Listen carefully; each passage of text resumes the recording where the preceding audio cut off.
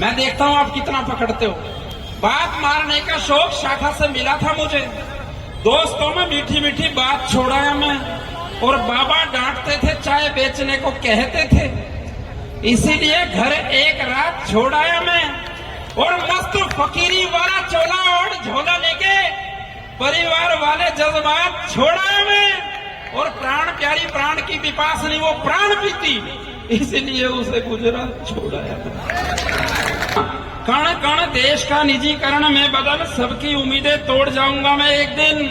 और एक एक भारतीय रोएगा दहाड़ मार, किस्मत ऐसी फोड़ जाऊंगा मैं एक दिन। और किसी तरह बस मैं किताबों में पढ़ाया जाऊं, क्योंकि कोशिश यही हो रही है, किसी तरह बस मैं किताबों में पढ़ाया जाऊं।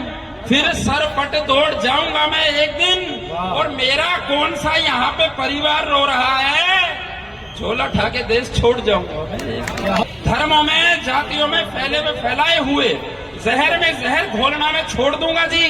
और गर नेता बात मेरी मान जाएंगे जो सारे, इनके भी राज खोलना मैं छोड़ दूंगा जी। और छोड़ के व्यापारियों के पीछे बहुत पड़े कुछ लोग, छोड़ के व्यापारियों को, माया के पुजारियों को नोटों में भी देश तोलना मैं छोड़ दूंगा जी। और अंतिम पंक्ति में पीछे तक ताली उठे कि झूठ बोलने में कोई मुझसे बड़ा बुला दो, उसी दिन झूठ बोलना मैं छोड़ दूंगा जी। जवानी यही, दमखम यही था। और बहन जी, आपने हमें दूध जलेबी परोसने की कोशिश करी थी, आपका धन्यवाद। तो पंक्तियां आपको समर्पित करता हूं कि जोश यही, जवानी यही, भारद्वाज जी सुनना, दमखम यही था। और शादी से पहले मैं भी कम नहीं था। क्या बात है, वही बात। ये देखो भारद्वाज जी ने समर्थन करे, ये भी पूरे पत्नी पीड़ित है। दोनों का हमारा यही हाल हो रहा है। यो मोहित कह रहा था, बोले एक बहन जी बैठी हैं वो हंस नहीं रही। मैंने कहा बहन जी मैं सुना रहा हूँ, आप हंस नहीं रहे। बोली नहीं मैं नहीं हंस सकती, बोली तेरे में मेरे को अपनी सास दिखाई देती है। ये सास बड़ी गजब की होती है भाई साहब। भारद्वाज जी आप तो जानते ही हो, हरियाणा के लोग बड़े रंगीले होते हैं। हरियाणा की यादव जी सास भी और बहुएं भी दोनों कमाल होती हैं, दोनों की दोनों कमाल होती हैं। वो एक सास अपने पोते को उछाल उछाल के खिला रही थी, भाई मेरा चांद, भाई मेरा सूरज, ऊपर उछाल उछाल के, भाई मेरा चांद, भाई मेरा सूरज। वो चांद हाथ से छूट गया और वो गिरते ही फूट गया। बहू आई दौड़ी दौड़ी हरियाणा की, अपने बच्चे को उठाया, बोली हे राम मेरे बच्चे के चोट लगा दी, सुन ले सासू माता, आज के बाद मेरे बच्चे के हाथ नहीं लगा देगी। अब सास भी तो छटी हुई हरियाणा की थी, बोली ठीक से मैं तेरे बेटे का हाथ नहीं लगा दूंगी। क्या बात है, वाह जिंदाबाद। धीरे धीरे जोरदार तालियां आपकी उठाकर बात पहुंची हो ना। बात पहुंची कहाँ, पहुंचानी पड़ेगी। आप लोगों में बात पहुंचने में कमी रह रही है। मैं आप लोगों को दो चार बातें बताऊंगा और मैं देखूंगा आप लोग कितना समझते हो। स्वागत भैया। ये कह रहा था, बोला सुंदर कटारिया सुंदर कटारिया, मैंने बताया ना आप लोगों ने। भाई साहब क्या कर रहे हो आप? हाँ जी, थोड़ी अव्यवस्था लगती है इस तरह से बीच बीच में ये इधर उधर चुटकी बजा बजा के इशारे कर रहे हैं ना। वो ऐसे एक भाई बहुत देर से इधर उधर घूम रहा था साहब एक कार्यक्रम में, अनिल जी, देवेंद्र भाई, एक कार्यक्रम में ऐसे जैसे भाई चुटकी बजा रहा, बहुत देर से घूम रहा था इधर उधर उधर। मैंने कहा भाई क्या चक्कर है? अगले के हाथ में लट था। मैंने कहा मैं बैठ जाऊं क्या? बोले ना तू तो पढ़ता रहे, मैं उसने ढूंढ रहा हूँ जो बुला के ले आया है। वो आदमी कहाँ बेइज्जती कर दे कुछ नहीं पता लगता। बहुत देर तक ये भाई पीछे खड़े हैं, बाबूजी बैठ जाओ को बढ़िया सा पड़ोस देख के अगर जगह हो तो, क्योंकि खड़े रहने बड़ी घबराहट हो जाती है। एक कार्यक्रम में मैं गया, वहां एक भाई बहुत देर तक खड़ा रहा, बहुत देर तक खड़ा रहा। मैंने कहा बैठ जा, इतनी देर हो गई खड़े खड़े, तेरे को शर्म नहीं आती? बोला यही कहने के लिए मैं खड़ा हुआ था। कहाँ इज्जत उतार दे कुछ नहीं पता। वो बैठ गया यादव जी, बैठ गया। मैंने उसको कविताएं सुनाई, अगला हंसे नहीं। मैंने कहा मेरी कविताएं समझ आ रही हैं? बोला हाँ तू तो कतई सचिन तेंदुलकर है। मैंने कहा सचिन तेंदुलकर, उसको तो कविताएं नहीं आती। बोला तो तेरे को कौन सी आती है? क्या बात है। तो मैं बता रहा हूँ ना, मेरे को बेइज्जती महसूस ही नहीं होती, क्योंकि हम यादव जी बेइज्जती घर से करवा के चलते हैं। सरदार जी मैं हंस रहे हैं, मैंने कह रहा हूँ बेइज्जती घर से करवा के चलते हैं, वो खुश हो रहे हैं। भाई साहब इस बात का मुझे यूं पता, मैंने पिताजी से कही मैं लव मैरिज करूंगा। बोले बेटा तू लव मैरिज ही करियो, क्या बात मैंने कहा क्यों? बोले तेरी शक्ल ने देख के तो पाकिस्तानी भी मना कर देंगे। भाई क्या बात मैंने है। माँ से कही मैं टीवी देख लूं, बोली देख लो पर चले मत। हाँ। अच्छा मैंने टीवी चला लिया, माँ ने मुझे थपकी से धोया। मैंने कहा मेरे को इतना मारती है, मैं गोद लिया था क्या? बोले रे गोद लेना होता तो को सुथरा सा नहीं लेती। कमाल। ये हालात है साहब। और मैं अपनी समझदारी देखता हूँ। मेरी भाभी ने मेरे भाई से कहा, बोली मैंने सुना है आदमी मरता है तो स्वर्ग में जाता है तो उसको अप्सराएं मिलती हैं। भाई बोले बिल्कुल ठीक। बोली फिर हमें क्या मिलता है? भाई बोले तुम्हें मिलता है बंदर। भाभी बोली ये तो भगवान की बड़ी गलत बात, हमें वहां भी बंदर। ये धीरे धीरे बात धीरे धीरे पकड़ में आएगी। वो एक शराबी आदमी शराब पी कर घर आया। अनिल जी सुनिएगा, एक शराबी आदमी शराब पी कर घर आया तो घरवाली लड़ने लगी तो शराबी बोला तू चुप हो जा मोटी काली कलूटी दत्तो कहीं की। वो बोली तू चुप हो जा बेवड़े नशेड़ी शराबी कहीं के। अब इतना सुनते ही अध्यक्ष जी शराबी हंसने लग गया। बोली हंसता क्यों है? बोला मैं तो सुबह ठीक हो जाऊंगा। तू सारी जिंदगी ऐसे की ऐसी रहेगी। कमाल तो हम लोग तो ऐसे आदमी हैं साहब, हम लोग ये ज्यादा ज्ञान की बातें करते नहीं। ये भाई ने इतनी बढ़िया कविता सुनाई, मैं तो इतनी बढ़िया कविता नहीं लिख सकता, लेकिन एक दो छंद हैं, अगर आप कहो तो मैं सुना देता हूँ। स्वागत कमाल। एक बार जोरदार तालियां बजा करके आप लोग अपना समर्थन दें। आप कविता अच्छी सुन रहे हैं, प्रतिक्रिया जरूर दें। देखिए एक दो छंद सुनाऊंगा, अगर आप लोगों को पसंद आ गया तो 50-60 और सुनाऊंगा। वही कमाल। पता नहीं मैं किस पे कह रहा हूँ, आप लोग समझ लेना। हम लोग यहाँ कवि बैठे हैं सारे, हमारा काम बात मारने का है। मैं इसी बात पे कहता हूँ कि बात मारने का शौक शाखा से मिला था मुझे। दोस्तों में मीठी मीठी बात छोड़ आया। मैं देखता हूँ आप कितना पकड़ते हो। बात मारने का शौक शाखा से मिला था मुझे, दोस्तों में मीठी मीठी बात छोड़ आया मैं। और बाबा डांटते थे चाय बेचने को कहते थे, इसीलिए घर एक रात छोड़ आया मैं। और मस्त फकीरी वाला चोला और झोला लेके परिवार वाले जज्बात छोड़ आया मैं। और प्राण प्यारी प्राण की पिपासनी वो प्राण पीती, इसीलिए उसे गुजरात छोड़ आया। आप तो बहुत बढ़िया, बहुत अच्छा सुनते हैं।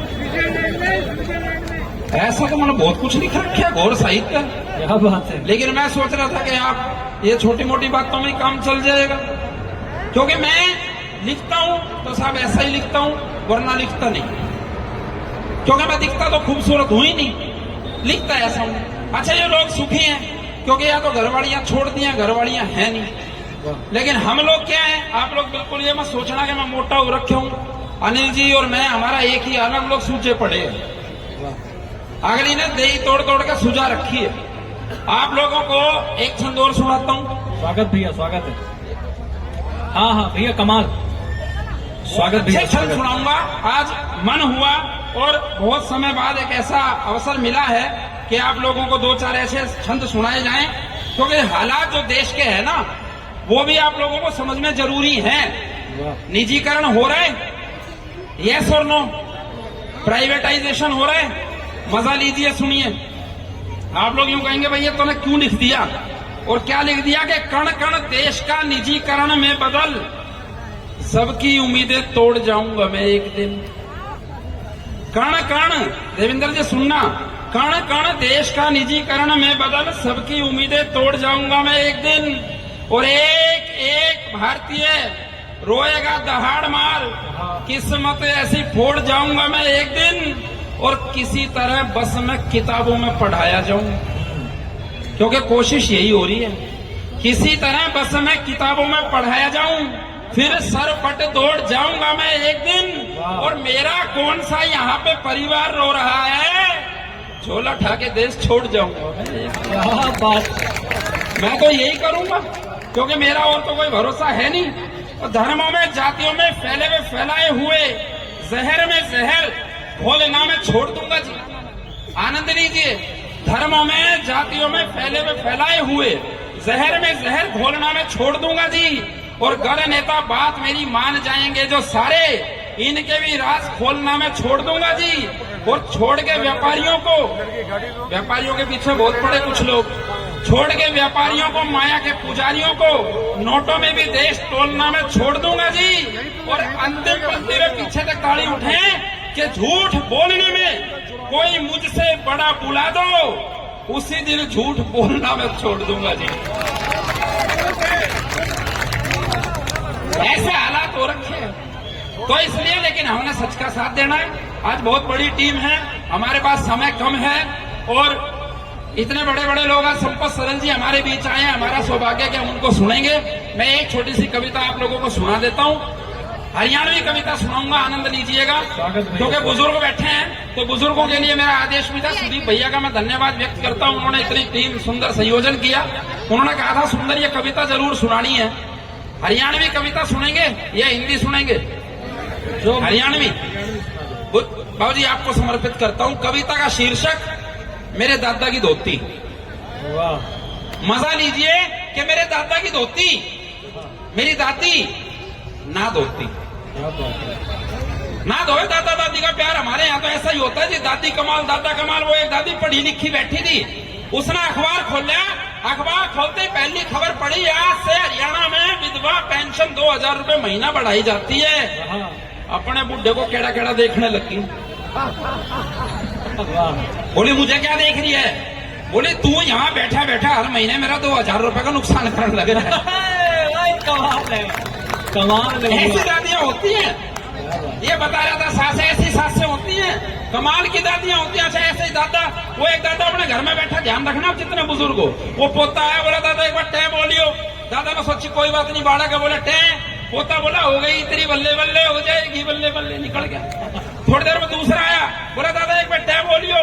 बोला कोई बात नहीं, बाड़क है। बोला टे, बोला हो गई तेरी, बल्ले बल्ले हो जाएगी, बल्ले बल्ले निकल गया। थोड़ी देर में तीसरा आया, बोला दादा एक बार टैम बोलियो। दादा ने उसकी गर्दन पकड़ दी, बोला ये बता चक्कर क्या है जो आ रहा है टैम बोलियो। बोला चक्कर चुक्कर कुछ नहीं, अंदर मम्मी पापा को कह रही है घर में बड़ा टीवी लेकर आओगे, बस एक बार बूढ़ा टैम बोल दिया। क्या बात है। तो ऐसे दादा दादी होते हैं। वहां पर मैं कहता हूं कि मेरे दादा की धोती, मेरी दादी ना धोती। वो मेरी दादी ने मेरे दादा से कहा तू मेरे लिए क्या कर सकता है? हरियाणा का बूढ़ा, दिल्ली के बूढ़े भी हरियाणा के बूढ़े बराबर ही हैं। हमारे तो सारे बूढ़े रंगीन होते हैं, कोई धार्मिक थोड़ी होते हैं, यूपी के थोड़ी हैं हम लोग। अब बूढ़े ने क्या कही, वो क्या कर सकता है? बोला किस्से का सिर फोड़ दूं मैं, चांद तारे तोड़ दूं मैं, और धरती न फाड़ रानी पानी काट जाऊं मैं। अरे एक बार बोल दे तू, मुंह जरा सा खोल दे तू, चांदी के लिए दांत, सोने वाली झाड़ लाऊं मैं। और खान के छुआरे लाऊं, आलू के बुखारे लाऊं, लक्ष्मी की बेरी तभी बेर झाड़ लाऊं मैं। और काया का मैं दारा सिंह, वण का मैं तारा सिंह, पाकिस्तान जाके हैंडपंप पड़ जाऊंगा। ये बात बूढ़े ने कही। अब बुढ़िया बहन जी कौन सी कम थी? बोली तसले तू चार गिर गोबर के यार गिर, और भैंस ने नुआ का जोड़ दिया मैंने तू एक पर, और ओढ़ के दुपट्टा मेरा, सीमेंट का कट्टा मेरा, हमारे घर में है गिर आवे ने तू एक में। अरे इतना उफन रहा, अरे दारा सिंह बन रहा, भीम की बहू ने छेड़ावे ने तू एक में।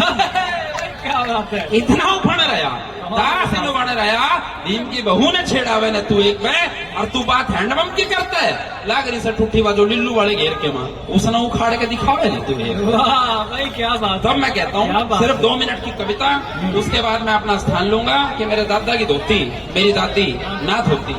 शुद्ध संस्कृति से जुड़ी हुई कविता सुनिएगा। आप लोगों ने सबने बचपन में जरूर वो दृश्य देखा होगा जो मैं दिखा रहा हूँ कि धोती क्या थी, कतई कमाल थी।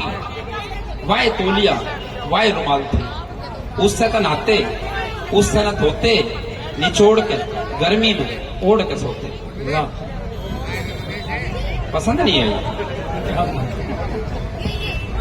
अच्छा नाराज हो गए। निचोड़ के गर्मी में ओढ़ के सोते, खाट पे बिछती बिस्तर बन जाती, गुड्डे गुड़िया का घर बन जाती। अरे साहब धोती के मच्छरदानी देगी थी, सकरात पे दादा था नानी देगी थी। भाई क्या बात है। अच्छा दादा और नानी की यारी थी, पहले ऐसा होता था, समझना में बहुत अच्छे संबंध होते थे। नहीं बाबूजी, जोर जोरी सी उठी होगी, कुछ याद आई होगी समझने की।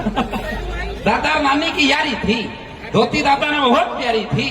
दादा धोती ने जीत लाता, और जिब भी नानी बुलाती इससे न बांध के जाता। वाह दादा में सुरूर मोटा चढ़ रहा था, चमकदार धोती में घोटा चढ़ रहा था। धोती पूरे गांव में छाली थी, अरीब तक तो कई बारात में जाली थी। और कदे खाली हाथ नहीं आई थी, कदे लड्डू तो कदे जलेबी ले आई थी। और साहब धोती के थी कतई चेहरी थी। एक तो गांव के प्रधान ने पहरी थी, खूब बढ़िया मान ले आई थी, 100 रुपये मान ले आई थी। पर दादी धोती ने देखती चीख्या करती। कविता की अंतिम पंक्तियां सार्थक को तालियों से विदा करना कि दादी दादी धोती ने देखते ही चीख्या करती, क्योंकि दादी ने धोती में नानी दीख्या करती। तो जिब भी देखती बैठ के रोती, पर मेरे दादा की धोती मेरी दादी क्या ना बात धोती। है, बहुत क्या बहुत बात धन्यवाद। है।